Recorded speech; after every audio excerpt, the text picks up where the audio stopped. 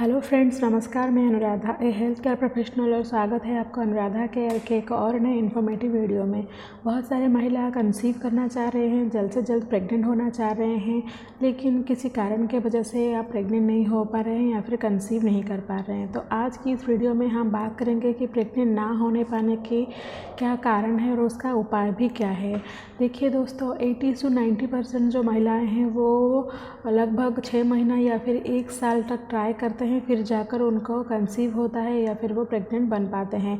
तो अगर आप पिछले कुछ 6 महीना या फिर 1 साल से ट्राई कर रहे हैं रेगुलरली, वो भी अपने फर्टाइल पीरियड में, अगर फिर भी आप कंसीव नहीं कर पा रहे हैं, तभी जाकर आपको कुछ प्रिवेंटिव मेजर या फिर उसका कारण के बारे में सोचना चाहिए। सो पहला जो कारण होता है इनफर्टिलिटी का, यानी कि कंसीव ना कर पाने का या फिर लेट कंसीव होने का, वो है आपका उम्र यानी कि एज।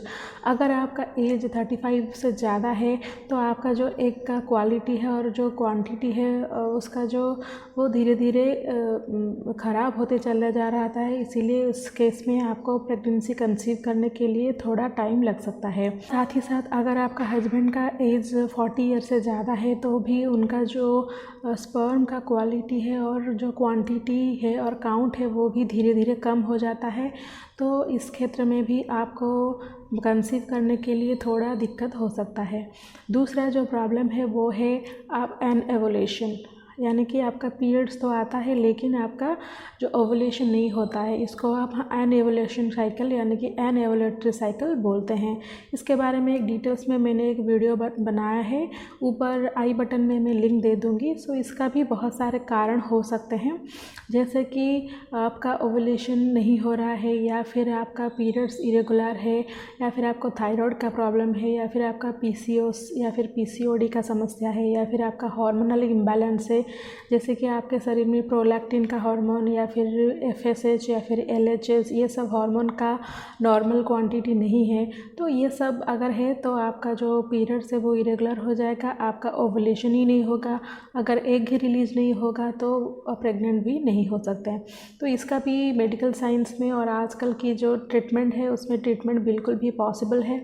तो तीसरा जो कारण होता है कंसीव ना कर पाने का वो है आपके हस्बैंड में, यानी कि आपका अगर हस्बैंड का जो स्पर्म का क्वालिटी है और उनका जो स्पर्म का काउंट है, अगर उसमें कुछ गड़बड़ी है या फिर ख़राबी है तो भी कंसीव करने में थोड़ा प्रॉब्लम आ सकता है। इसका कोई संकेत नहीं होता है, लेकिन अगर आप कंटिन्यूसली ट्राई कर रहे हैं 6 महीना 1 साल से, फिर भी आप कंसीव नहीं कर पा रहे हैं और आपका सारे रिपोर्ट नॉर्मल है, तो एक बार अपने हस्बैंड का जो सीमेन एनालिसिस वो करवाइए। उसमें आपका स्पर्म का काउंट है या फिर स्पर्म का जो मोटिलिटी है यानी कि गति है, वो सब चेक करके बता सकते हैं। और स्पर्म का क्वालिटी और क्वांटिटी इंक्रीज़ करने के लिए भी बहुत सारे ट्रीटमेंट और घरेलू नुस्खे भी अवेलेबल होते हैं। जो कारण होता है प्रेग्नेंट ना होने पाने का वो है आपका फैलोपियन ट्यूब में कुछ दिक्कतें। फैलोपियन ट्यूब यानी कि 1-2 ट्यूब होता है आपके जो गर्भाशय में, जो कि 2 ओवरी को जोड़ता है यूट्रस में। अगर एक फैलोपियन ट्यूब बंद है या फिर दोनों फैलोपियन ट्यूब बंद है तो जब ओवुलेशन होता है जो एग है वो फैलोपियन ट्यूब में आकर रुकता है और जो स्पर्म है वो जाकर फैलोपियन ट्यूब में ही फर्टिलाइजेशन होता है। अगर फैलोपियन ट्यूब ही बंद हो जाएगा तो आपका जो भी ब्लॉक्ड रहेगा, तो जो ओवरी से एग निकलता है वो फैलोपियन ट्यूब तक आ नहीं सकता है और फर्टिलाइजेशन भी नहीं हो सकता है। तो ये भी एक कारण होता है। इसका भी कुछ संकेत नहीं होता है, इसके बहुत सारे कारण होते हैं, जैसे कि आपका यूटेरिन में कुछ इन्फेक्शन हुआ या फिर आपको सेक्सुअली ट्रांसमिटेड डिजीज़ से अगर आप पीड़ित है या फिर आपका कुछ मिसकैरेज हो गया है या फिर प्रीवियसली कुछ एबॉर्शन हो गया है या फिर यूटेरस में कुछ इन्फेक्शन हो गया है, तो इसके चलते फैलोपियन ट्यूब ब्लॉक हो जाता है। फैलोपियन ट्यूब ब्लॉक्ड है या फिर ओपन है, आपको एक टेस्ट करवाना होता है जिसको कि हम HSC टेस्ट बोलते हैं, और इसका ट्रीटमेंट भी पॉसिबल है। कभी कभी हम मेडिसिन से इसका ट्रीटमेंट कराते हैं और कभी कभी छोटा मोटा सर्जरी से भी फैलोपियन ट्यूब को ओपन कर सकते हैं।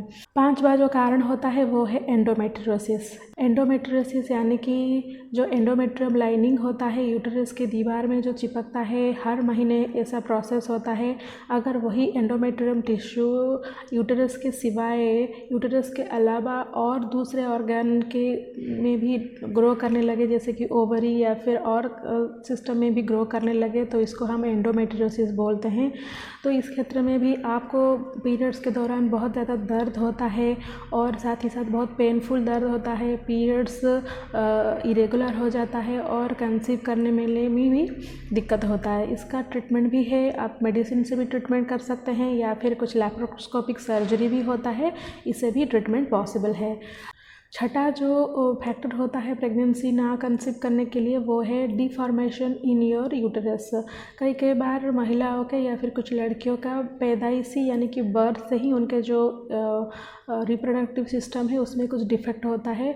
वो छोटा मोटा डिफेक्ट भी मेडिसिन के थ्रू या फिर सर्जरी के थ्रू उसको भी ठीक किया जा सकता है।